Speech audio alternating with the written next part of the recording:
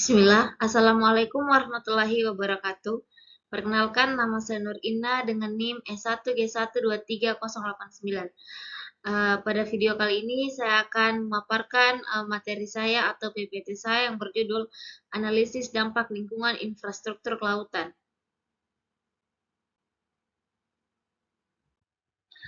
Puja dan puji syukur tak lupa kita panjatkan kepada Allah Subhanahu wa Ta'ala atas berkat dan rahmatnya. Saya dapat menyusun makalah mengenai analisis dampak lingkungan infrastruktur kelautan. Ini dapat terselesaikan. Salawat serta salam tak lupa kita junjungkan kepada baginda Nabi besar Muhammad Sallallahu Alaihi Wasallam yang telah membimbing kita dari zaman jahiliyah ke jalan yang benar. Makalah ini disusun mengingat semakin meningkatnya intensitas kegiatan penduduk dan industri yang meningkatkan kadar kerusakan lingkungan. Selain itu, makalah ini disusun sebagai bahan referensi khususnya bagi mahasiswa maupun masyarakat umum mengenai AMDAL demi tercapainya stabilitas lingkungan.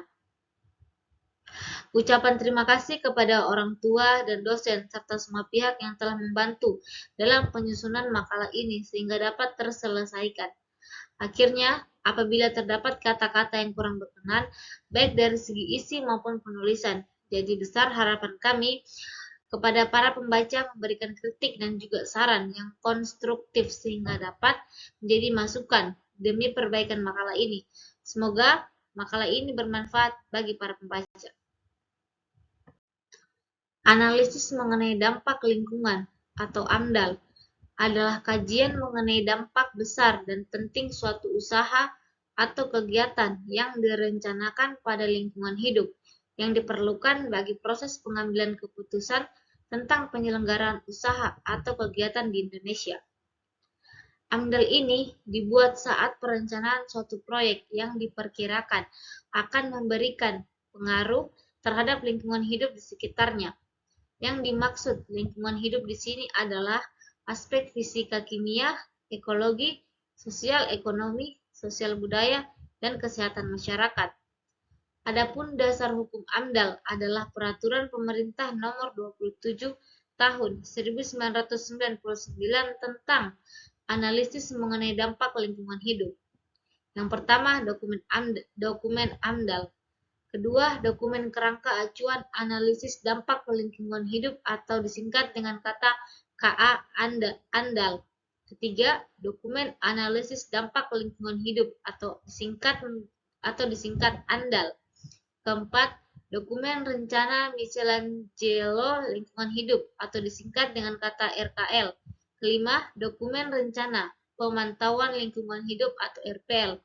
AMDAL digunakan untuk bahan bagi perencanaan pembangunan wilayah, membantu proses pengambilan keputusan tentang kelayakan lingkungan hidup dari rencana atau usaha atau kegiatan, memberikan masukan untuk penyusunan desain rinci teknis dari secara usaha ataupun kegiatan, memberikan masukan untuk penyusunan rencana, pengelolaan dan pemantauan lingkungan hidup, memberikan informasi bagi masyarakat atas dampak yang ditimbulkan dari suatu rencana usaha atau kegiatan.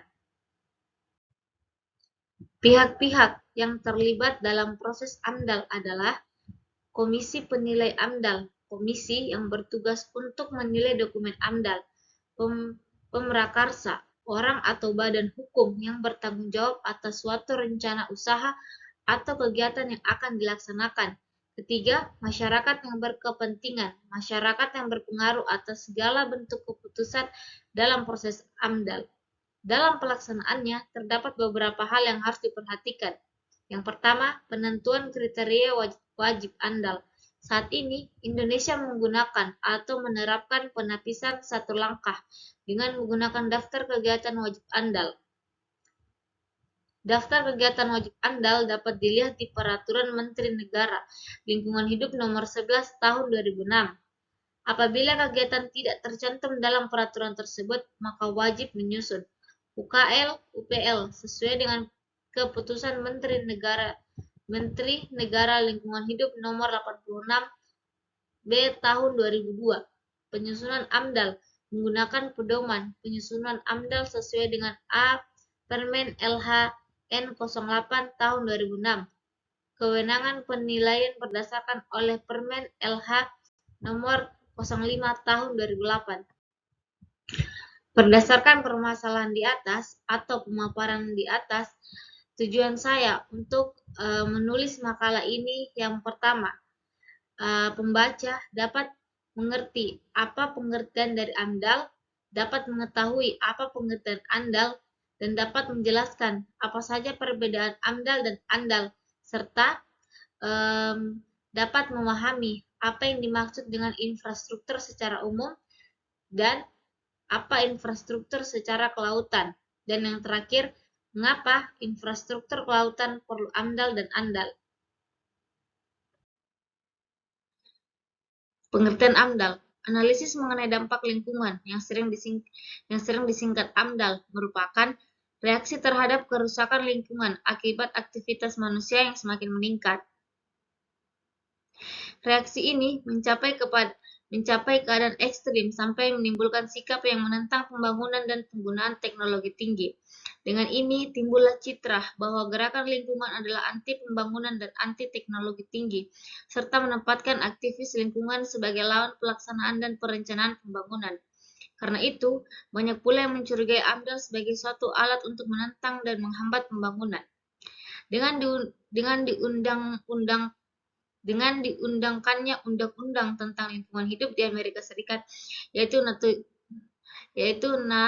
National Environmental Policy AST atau NEPA pada tahun 1969.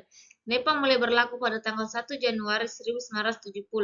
Dalam NEPA pasal 102 menyatakan, semua usulan legislasi dan aktivitas pemerintahan federal yang besar akan diperkirakan akan mempunyai dampak penting terhadap lingkungan. Diharuskan disertai laporan Environmental Impact Assessment atau analisis dampak lingkungan tentang usulan tersebut. Pengertian ANDAL. ANDAL merupakan sebuah kata yang berasal dari bahasa Indonesia yang memiliki arti handal, terpercaya, atau dapat diandalkan. Kata ini sering digunakan dalam berbagai konteks, baik dalam kehidupan sehari-hari maupun dalam dunia bisnis dan teknologi. Ketika seseorang dikatakan andal, itu berarti orang tersebut memiliki kemampuan yang baik, dapat diandalkan, dan dapat memberikan hasil yang memuaskan. Andal, sebuah kata yang sering kita dengar, namun mungkin belum sepenuhnya kita paham maknanya. Dalam berbagai konteks, kata ini sering digunakan untuk menggambarkan sesuatu yang dapat diandalkan, handal, atau dapat dipercaya. Namun, apakah kita benar-benar memahami pengertian andal secara menyeluruh? Apa arti sebenarnya dari kata ini dan mengapa keandalan menjadi begitu penting dalam setiap aspek kehidupan? Keandalan merupakan sifat atau kualitas yang sangat dihargai dalam berbagai bidang kehidupan, baik itu dalam hubungan personal, pekerjaan, bisnis, maupun dalam teknologi dan industri. Dalam konteks hubungan personal, seseorang yang dianggap andal adalah seseorang yang dapat diandalkan, memiliki integritas, dan dapat dipercaya. Sebagai contoh, seorang teman yang dapat diandalkan adalah seseorang yang selalu ada di saat kita membutuhkan bantuan, mendengarkan keluh kesah kita, atau memberikan nasihat yang bijaksana. Kepanjangan dari ANDAL adalah analisis dampak lingkungan hidup. Pengertiannya adalah telahan secara cermat dan mendalam tentang dampak suatu rencana atau usaha atau kegiatan. ANDAL adalah bagian dari AMDAL bersama dua telaah lain seperti Rencana Pengelolaan Lingkungan Hidup atau RKL, Rencana Pemantauan Lingkungan Hidup atau RPL. Ketiganya menjadi telaah yang mendalam dan penting dalam AMDAL. Tujuan AMDAL adalah untuk mengetahui seberapa besar dampak lingkungan dari sebuah rencana atau kegiatan pembangunan. Hasil telaah cermat ini nantinya akan digunakan untuk membuat keputusan sebelum memulai kegiatan.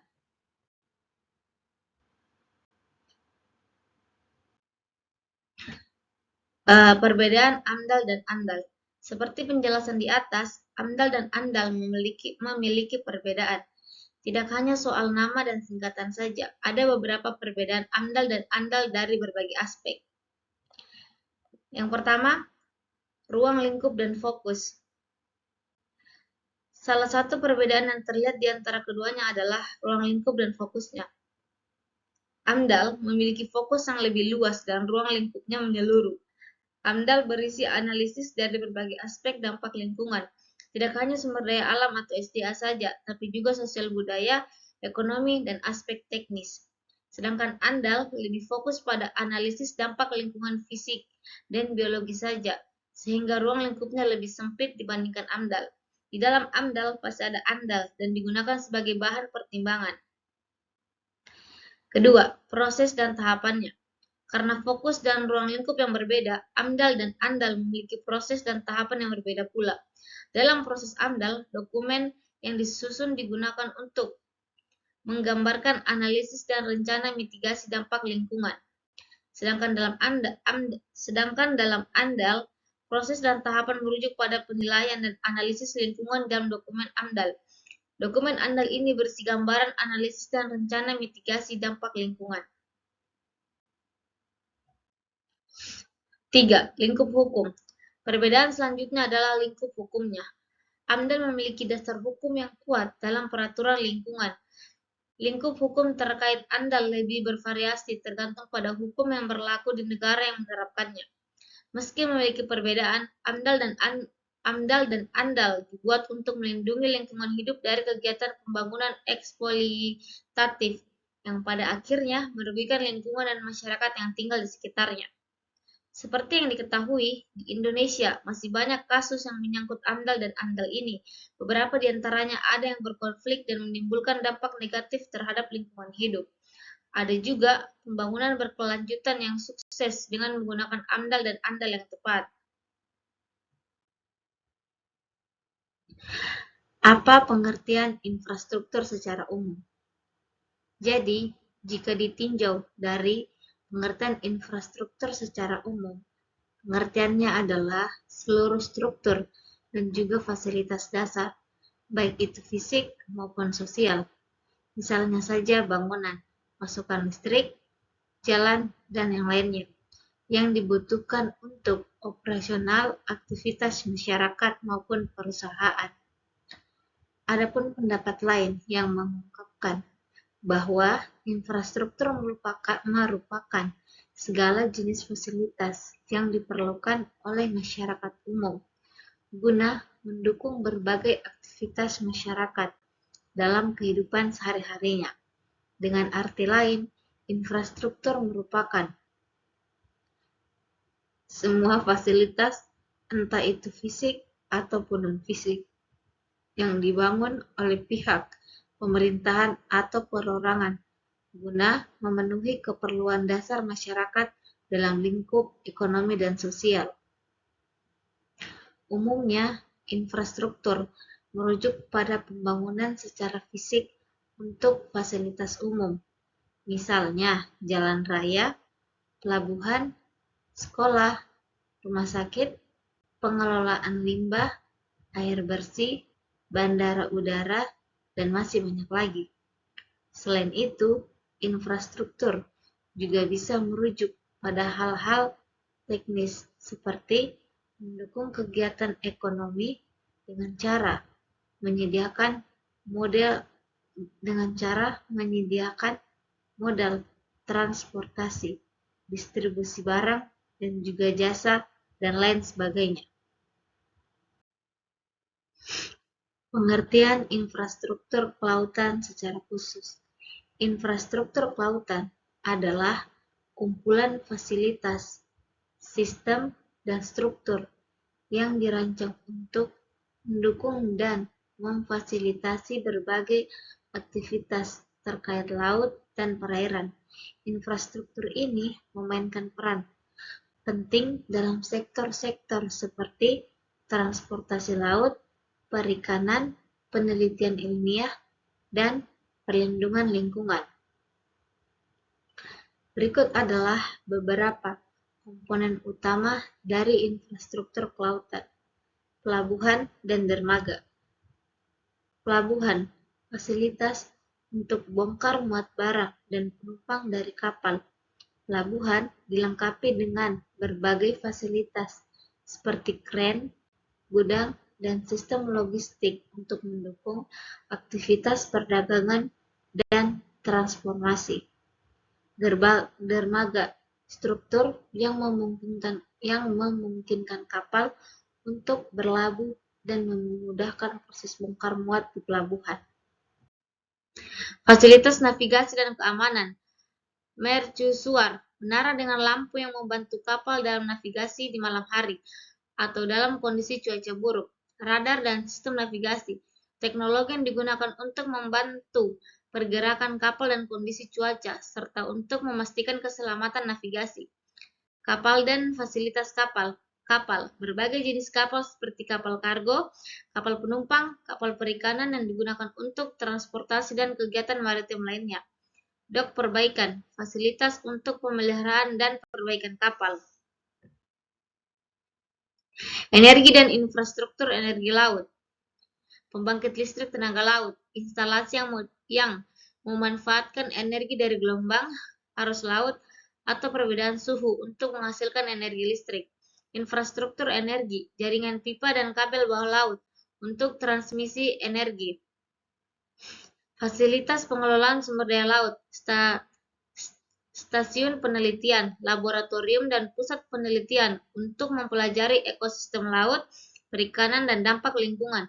Fasilitas pengelolaan hasil laut, pabrik, dan fasilitas untuk memproses hasil tangkapan laut menjadi produk siap konsumsi atau industri. Pembangunan pesisir dan perlindungan. Tanggul dan pelindung pantai, struktur untuk melindungi pantai dari erosi dan dampak badai, serta untuk menjaga stabilitas wilayah pesisir. Reklamasi tanah, proyek untuk mengubah area laut menjadi daratan baru. Fasilitas keamanan maritim, stasiun pengawasan, tempat untuk memantau aktivitas di laut dan memastikan kepatuhan terhadap hukum dan peraturan maritim.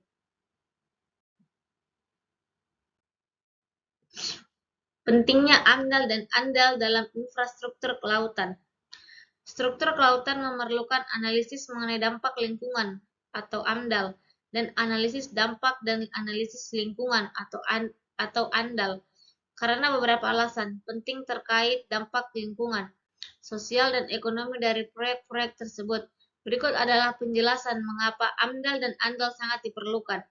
Yang pertama, penilaian dampak lingkungan. AMDAL, identifikasi dampak lingkungan. AMDAL digunakan untuk mengidentifikasi dan mengevaluasi potensi dampak dari pembangunan infrastruktur kelautan terhadap lingkungan. Ini mencakup efek terhadap ekosistem laut, kualitas air, perencanaan mitigasi.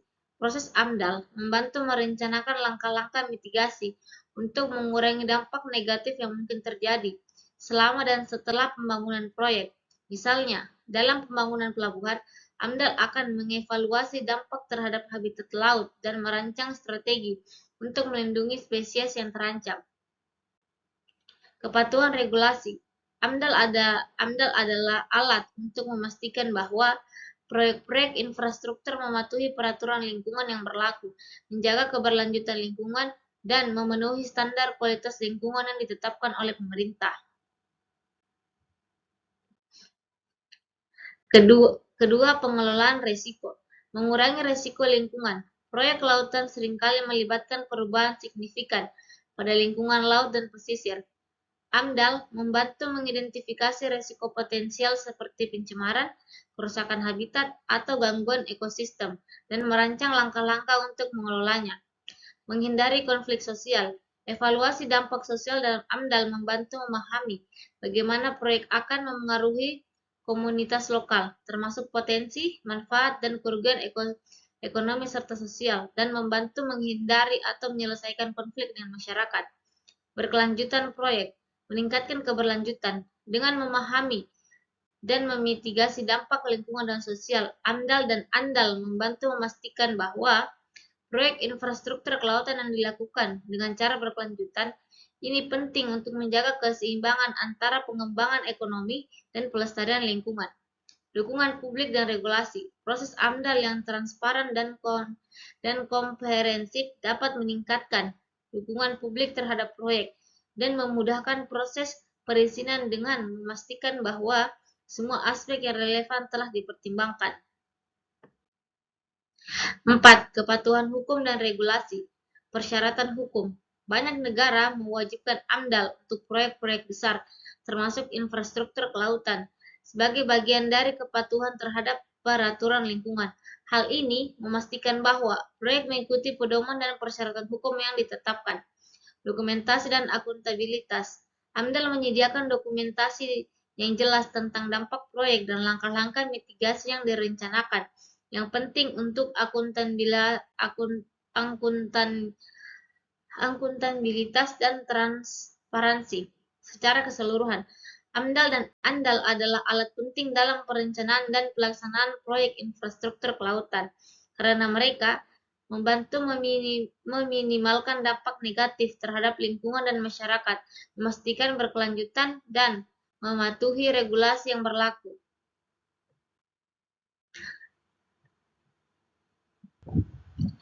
Baik, adapun kesimpulan dari materi yang telah saya paparkan.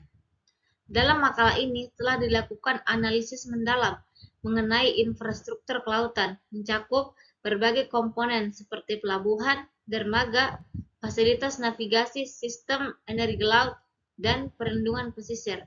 Berdasarkan analisis tersebut, beberapa poin utama dapat disimpulkan.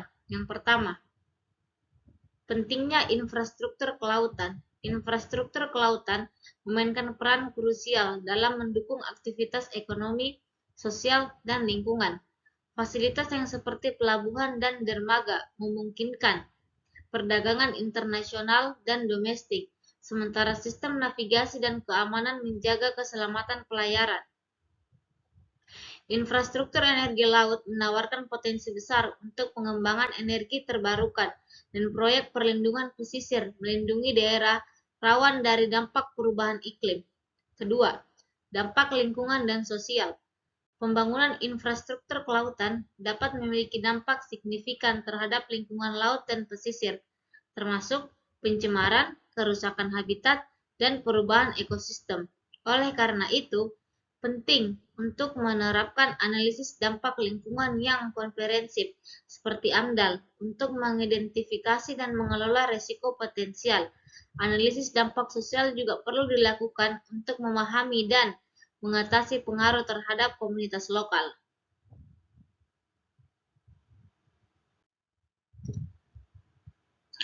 Kebutuhan untuk perencanaan dan mitigasi. Perencanaan yang matang dan langkah-langkah mitigasi yang efektif sangat diperlukan untuk meminimalkan dampak negatif dari proyek infrastruktur kelautan.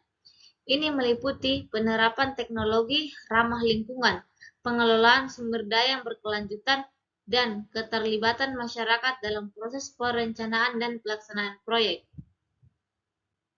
Kepatuhan terhadap regulasi. Kepatuhan terhadap regulasi lingkungan dan sosial sangat penting untuk memastikan bahwa proyek infrastruktur kelautan dilakukan secara bertanggung jawab. Proses AMDAL dan evaluasi dampak lainnya harus diintegrasikan dalam setiap tahap perencanaan dan pelaksanaan proyek untuk mencapai hasil yang optimal dan berkelanjutan. Peluang dan tantangan. Infrastruktur kelautan menawarkan peluang besar untuk pertumbuhan ekonomi dan pengembangan teknologi, namun juga menghadapi tantangan besar terkait dengan perlindungan lingkungan dan pengelolaan sumber daya. Oleh karena itu, strategi yang seimbang dan terintegrasi diperlukan untuk mengoptimalkan manfaat sambil memitigasi risiko.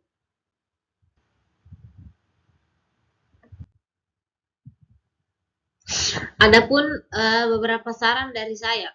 Berdasarkan analisis infrastruktur kelautan yang telah dibahas dalam makalah ini atau dalam PPT ini, beberapa saran berikut dapat dipertimbangkan untuk meningkatkan efektivitas, berkelanjutan, dan dampak positif dari proyek infrastruktur kelautan.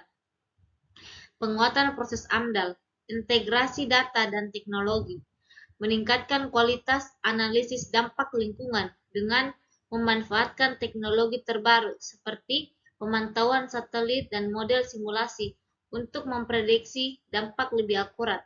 Hal ini akan memungkinkan deteksi dini terhadap potensi masalah lingkungan dan perencanaan mitigasi yang lebih efektif. Keterlibatan publik yang lebih luas. Memperluas keterlibatan masyarakat dalam proses AMDAL untuk memastikan bahwa semua aspek dampak sosial dan ekonomi diperhitungkan. Ini dapat dilakukan melalui forum konsultasi publik, survei komunitas, dan platform dialog yang transparan. Perencanaan dan pengelolaan berkelanjutan. Pendekatan ekosistem terpadu. Mengadopsi pendekatan berbasis konsistem dalam perencanaan infrastruktur kelautan untuk memastikan bahwa pembangunan tidak hanya memperhatikan kebutuhan manusia, tapi juga menjaga keseimbangan ekosistem laut. Ini melibatkan koordinasi antara berbagai sektor seperti perikanan, energi, dan transportasi. Inisiatif energi terbarukan mendorong penggunaan dan pengembangan teknologi energi terbarukan berbasis laut seperti energi gelombang dan arus laut untuk mengurangi ketergantungan pada sumber energi fosil dan meminimalkan dampak lingkungan. Peningkatan infrastruktur pesisir. Proyek pelindungan pantai memprioritaskan pembangunan dan pemeliharaan tanggul serta sistem perlindungan pantai yang ramah lingkungan, seperti restorasi terumbu karang dan hutan bakau, untuk melindungi garis pantai dari erosi dan dampak perubahan iklim. Reklamasi yang berkelanjutan. Jika reklamasi tanah diperlukan, pastikan bahwa proyek tersebut dilakukan dengan prinsip berkelanjutan yang ketat dan mempertimbangkan dampak jangka panjang terhadap lingkungan dan komunitas pesisir.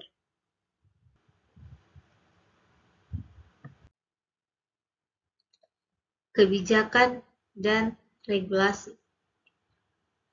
Peningkatan kebijakan lingkungan.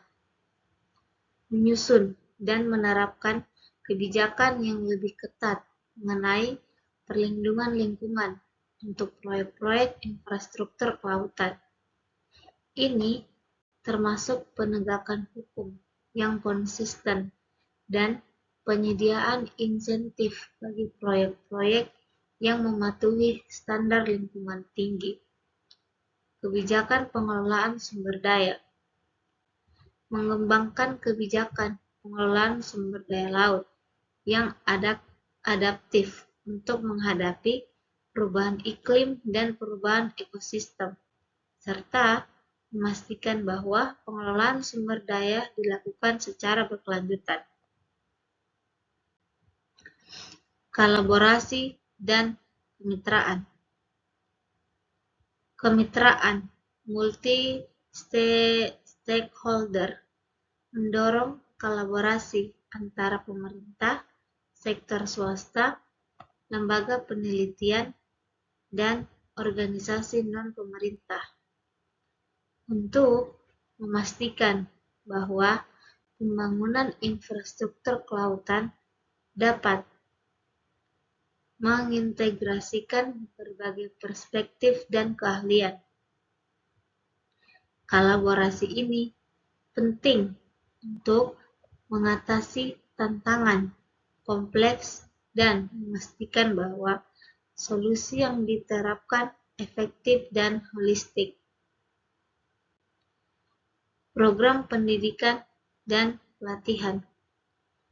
Mengimplementasikan program pendidikan dan pelatihan bagi para profesional dan pemangku kepentingan terkait infrastruktur kelautan untuk meningkatkan pemahaman dan kemampuan dalam menerapkan praktik terbaik dalam pengelolaan dan perencanaan.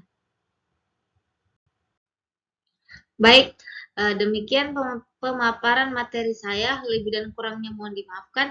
Wabillahi taufiq walhidayah. Wassalamualaikum warahmatullahi wabarakatuh.